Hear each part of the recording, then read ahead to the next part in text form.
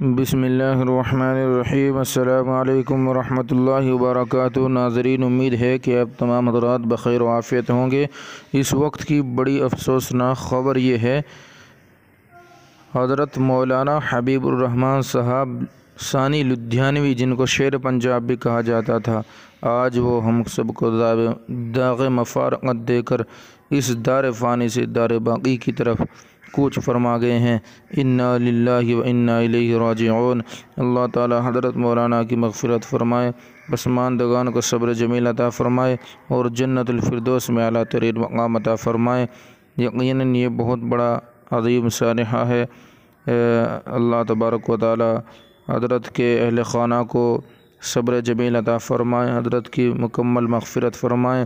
حضرت کی شخصیت بہت بڑی شخصیت تھی، خصوصاً پنجاب کے مسلمانوں کے لیے۔ السلام علیکم ورحمۃ اللہ وبرکاتہ۔